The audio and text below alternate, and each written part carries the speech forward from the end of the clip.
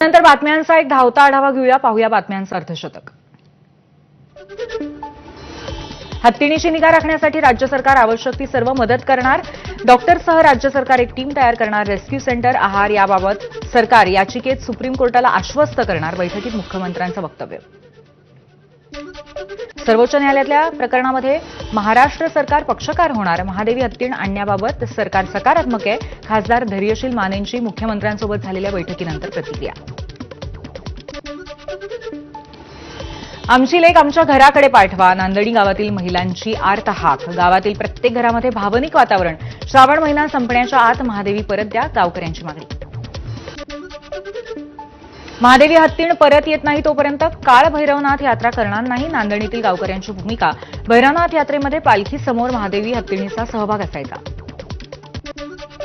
कोल्हापूर जिल्ह्यातील गडहिंग्लजमध्ये महादेवी हत्तीणीला परत आणण्यासाठी मोर्चा.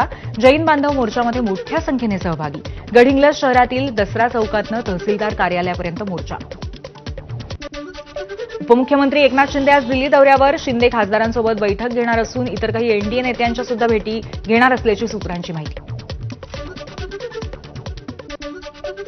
15 ऑगस्टला भरत गोगावलेंना झेंडावंदन करायला मिळावं अशी मागणी मुख्यमंत्र्यांकडे करणार. उदय सामंतांचं रायगडच्या पालकमंत्री पदासंदर्भात मोठं वक्तव्य. पालकमंत्रीपदाबाबत उदय सामंतांनी केलेलं वक्तव्य बरोबरच आपल्या पक्षातील लोकांना पद मिळावं असं सर्वांनाच वाटतं. भरत गोगावलेंचं वक्तव्य. तर स्वातंत्र्य दिनाआधी पालकमंत्रीपदाचा तिढा सुटेल, गोगावलेंची माहिती. मंत्री दत्ता भरणेंनी कृषीमंत्रीपदाचा पदभार स्वीकारला. यावेळी शेतकरी हिताचे निर्णय घेणार. भरणेंची प्रतिक्रिया. धाराशिवमध्ये काँग्रेसला खिंडार. 40 ते 50 प्रमुख पदाधिकाऱ्यांचा कार्यकर्त्यांसह भाजपमध्ये प्रवेश. बसवराज पाटलांकडून काँग्रेसच्या अमित आणि धीरज देशमुख बंधूंना धक्का. माजी आमदार बाबाजानी दुरानी काँग्रेसच्या वाटेवर. 7 ऑगस्टला काँग्रेसमध्ये प्रवेश करणार. प्रदेशाध्यक्ष हर्षवर्धन सपकाळ यांच्या उपस्थितीत पक्षप्रवेश होणार. परभणीमध्ये प्रहार पक्षाचं बावनकुळेंच्या विरोधात आंदोलन. बावनकुळेंच्या प्रतिमेला जोडे मारून घोषणाबाजी करून प्रतिमा जाळत आंदोलन. बच्चू कडूंच्या विषयी केलेल्या वक्तव्याच्या निषेधार्थ आंदोलन. शेतकरी नेते रघुनाथदादा पाटलांचा शेतकऱ्यांना अजब सल्ला. अधिकाऱ्यांची वरिष्ठांकडे तक्रार करू नका, त्यांना मार द्या. कराड इथे शेतकरी संघटनेच्या बैठकीत शेतकऱ्यांना सल्ला. यंदा आनंदाचा शिधा दिला जाणार नाही, सूत्रांची माहिती. लाडकी बहीण योजनेमुळे आनंदाच्या शिध्यावरती विरजण पडण्याची शक्यता आहे. शिवभोजन थाळीतही काटकसर करावी लागण्याची शक्यता आहे. संभाजी भिडे पुन्हा बरळले. सर्वधर्म समभाव नीचपणा. भिडेंचं वादग्रस्त वक्तव्य. आंबे खाऊन मुलं होतात. भिडेंकडनं पुनरुच्चार. तर खग्रास ग्रहणाच्या काळामध्ये मंत्र उच्चार केल्यामुळे मंत्राची शक्ती जन्मोजन्मी मिळते, भिडेंचा दावा. विधानसभा निवडणुकीआधी धनंजय मुंडेंचे विरोधक बबन गित्तेंना सरपंच बापू आंधळे हत्या प्रकरणामध्ये प्लॅनिंग करून गुंतवण्यात आलं. राष्ट्रवादी शरद पवार पक्षाचे मेहबूब शेख यांचा दावा.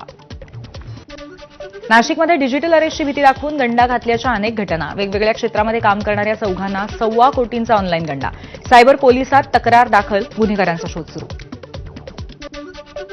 धाराशिवमध्ये दारूबंदीचे निवेदन देणारे जुगार खेळताना सापडले. धाराशिवच्या उमरगा तालुक्यातील कदेडमधला प्रकार. पोलिसांचा संबंधितांवरती गुन्हा दाखल.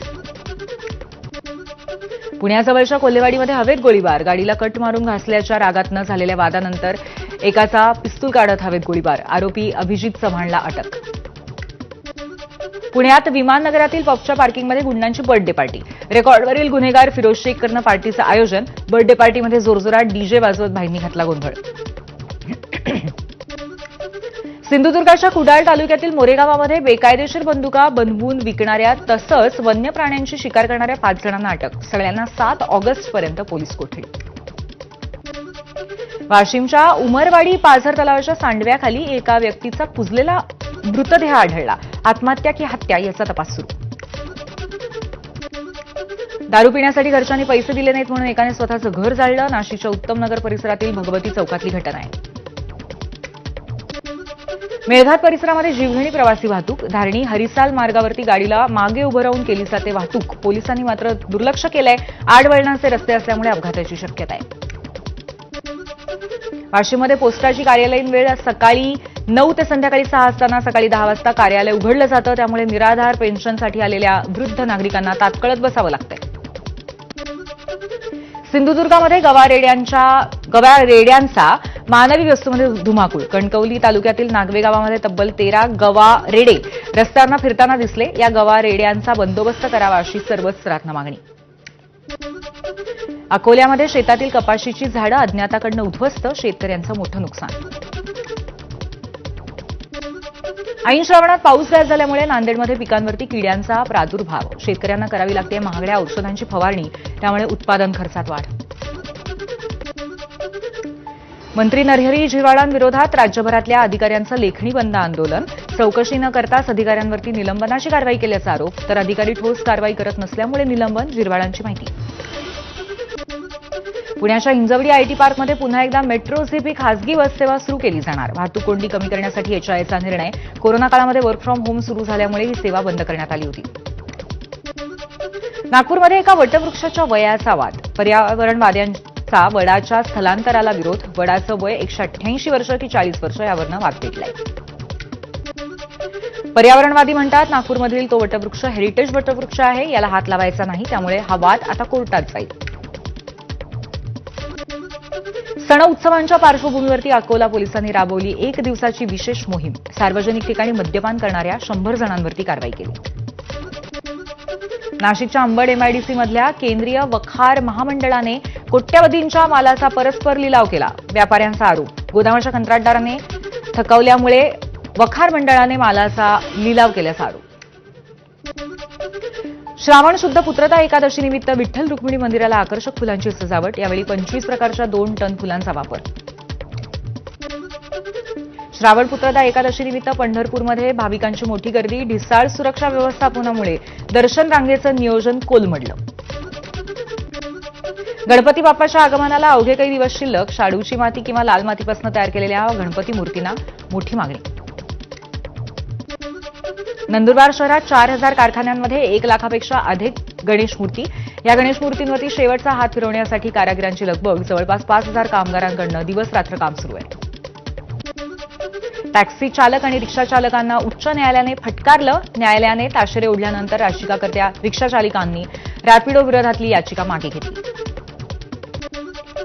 लहान मुलांमधील मधुमेह लठ्ठपणाचं प्रमाण चिंताजनक. तंत्रज्ञानामुळे बसून राहण्याची सवय वाढल्यामुळे शारीरिक क्रियाशीलतेच्या अभावाचा परिणाम. वैद्यकीय तज्ज्ञ आणि संशोधकांनी नोंदवलं निरीक्षण. ऑपरेशन सिंदूरच्या यशाबद्दल पंतप्रधान मोदींचा सत्कार. ऑपरेशन सिंदूरबाबत एक ठरावही मंजूर, ज्यात देशाच्या सैन्याच्या सन्मान आणि शौर्याबद्दल भाष्य. एनडीए बैठकीमध्ये पंतप्रधानांकडून ऑपरेशन सिंदूरचा गौरव. सैन्य दलांचा सन्मान देशासमोर मांडायला हवा. मोदींचं बैठकीमध्ये वक्तव्य. तसंच बिहार मतदार याद्यांच्या मुद्द्यावरही पंतप्रधानांचं भाष्य. एनडीएच्या बैठकीमध्ये गेल्या 11 वर्षातील 11 मोठ्या निर्णयांचं पुस्तक देण्यात आलं.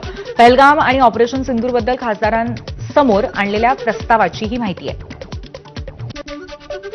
एनडीएच्या बैठकीत पंतप्रधानांकडून अमित शहांचं कौतुक. शहांचा सर्वात जास्त काळ गृहमंत्री राहण्याचा विक्रम. लोकसभेत पुन्हा एकदा विरोधकांचा गोंधळ. शिवराज सिंह चौहान लोकसभेत प्रश्नांची उत्तरं देत असताना अनेक विरोधी नेते वेलमध्ये उतरले.